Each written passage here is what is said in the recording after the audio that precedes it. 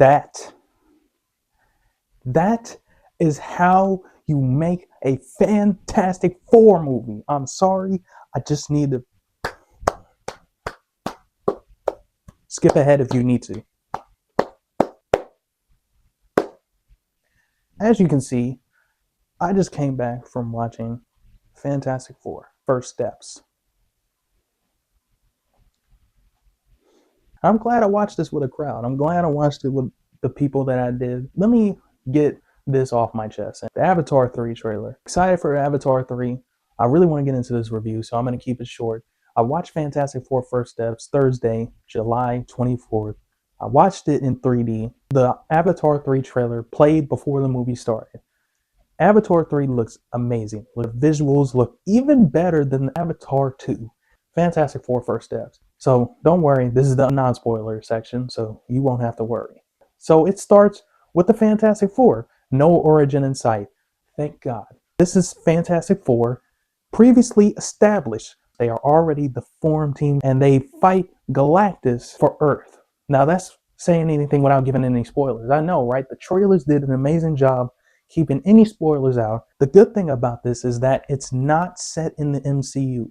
This movie is set in a different universe. It's set in 828. It's a different universe outside the Marvel universe. You don't have to do any research. If you want to watch the previous Fantastic Four movies, you can do that. This gives you the backstory without having to devote 30 minutes or an hour for that.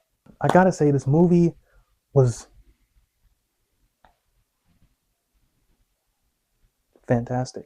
This movie, on so many levels, gets you hype for Avengers Doomsday, but it also shows you what the Fantastic Four, why people, comic book people, love the Fantastic Four so much. The last previous movies, they just showed them as either corny or boring. They feel like a family first and a superhero team second.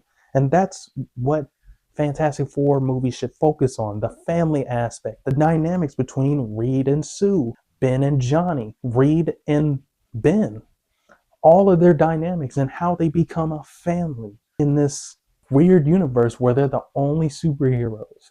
So without saying any spoilers, go check this out. It's such a good movie and it's such a fun time at the movies. Seeing it with a packed crowd, if you don't like sitting next to people, even then, see it as fast as you can, because man, are the spoilers hitting the internet. Let's get into spoilers. 3, 2, 1, let's get into it. Oh my gosh, Loki dies in this movie? Okay. No, sorry. I just wanted to say that. Off anybody who was still here.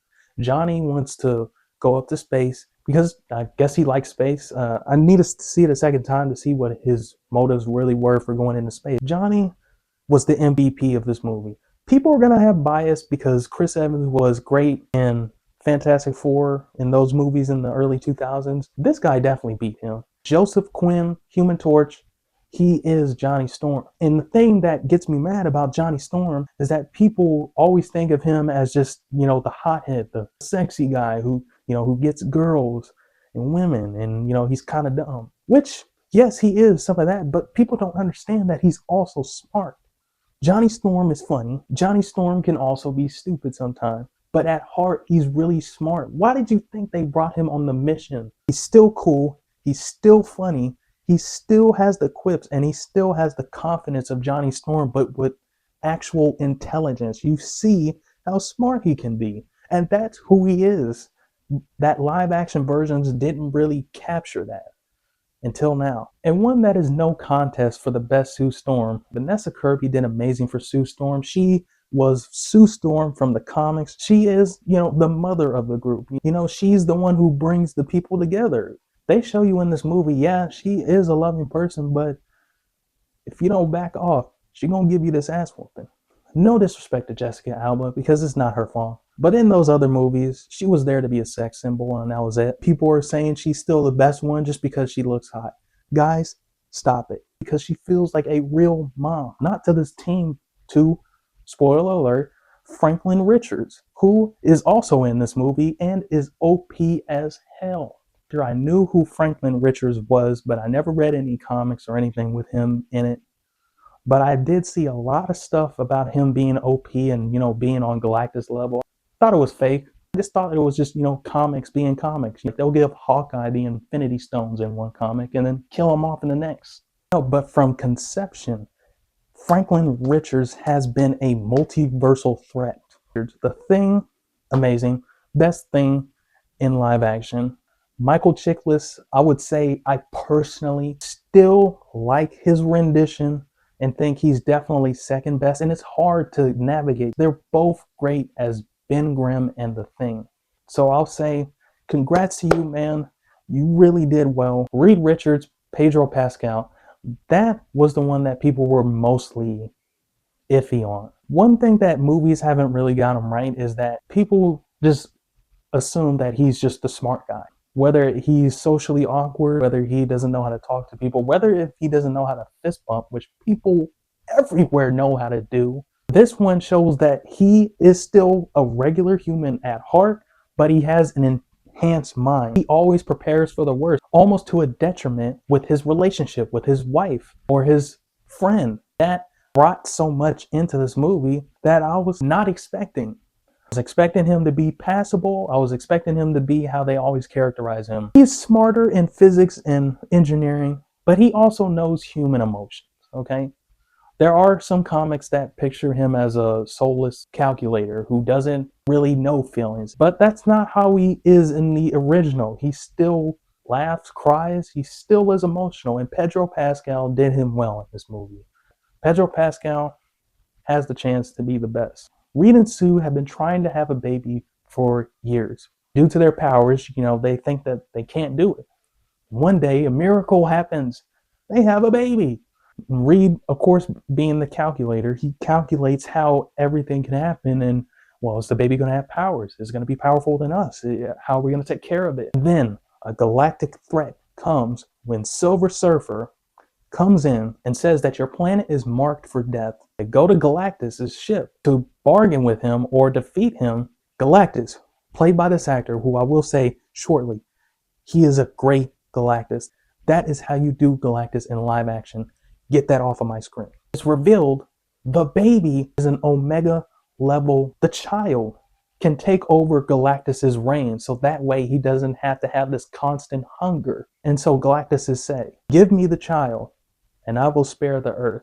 And of course they say no, and that brings more conflict in the second act. And so when they return to Earth, Mr. Fantastic announces to the world that he disagreed to give his child, which I thought was really bad. Why would you tell them that? You can just say, we tried to negotiate with them and it didn't work out. Of course, people got mad and it was like, well, give up the child. Second half is just, it's amazing. It's planning and failure and planning and failure, trying to either move the Earth or defeat Galactus. At first, they tried to teleport the Earth, which I thought, how could that happen? Because you need the sun and the moon. But then that fails because the Silver Surfer comes and destroys all of the teleporting devices. But then Human Torch reveals how she became the Silver Surfer. And he's able to learn her language after a few glimpses from their meeting.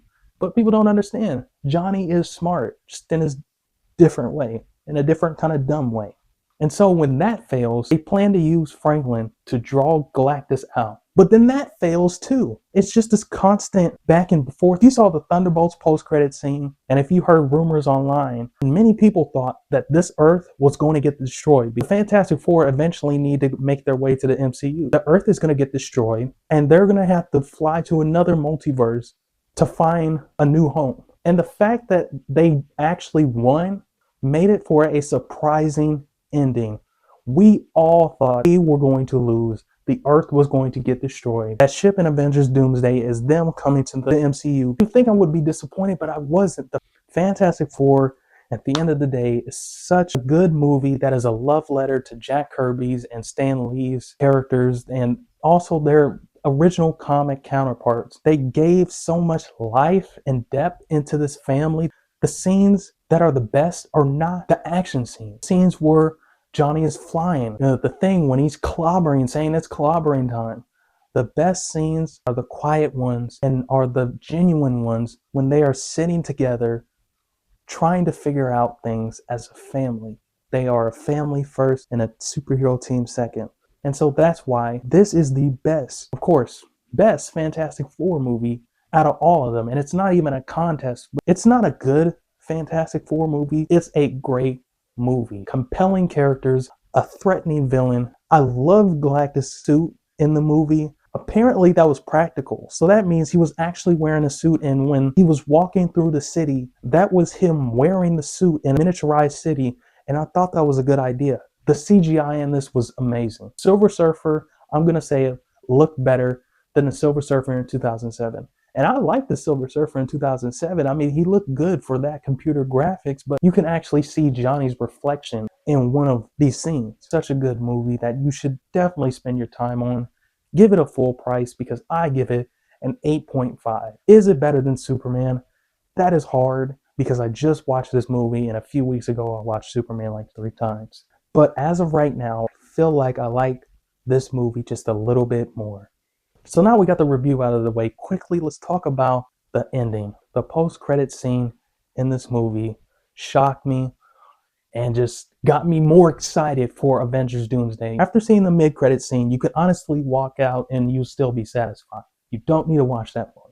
But if you want to, go ahead. This one starts off with Sue reading a book to Franklin. And then, when she grabs a book, you see her expression go from excited to worry. Her hand ignites, like it shows like a, like an invisible hand. When I'm seeing this, I'm like, is her son doing something that like she's getting scared and she's ready to fight him? Because I'm thinking that's what's going to happen. I'm like, okay, because that's happened before where she had to fight her son. It pans around the TV and it shows Dr. Doom talking to Franklin Richards. I freaked out. That was such a good post-credit scene. I have not been so excited since Thunderbolt's post-credit scene. And I said I haven't been that excited since the ending of Infinity War's post-credit scene. That got me so hyped. I cannot wait for Avengers Doomsday. So that now brings into picture what's going to happen in Avengers Doomsday.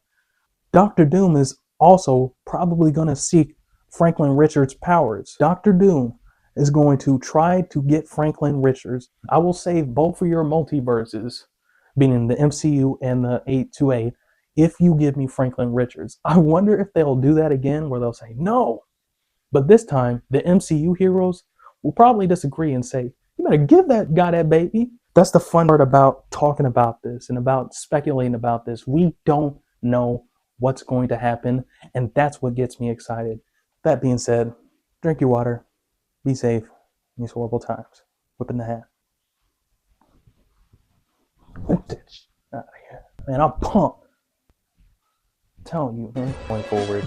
Now we gotta get to the big bad Lex Luthor. Lex Luthor was amazing. Whoa! Whoa!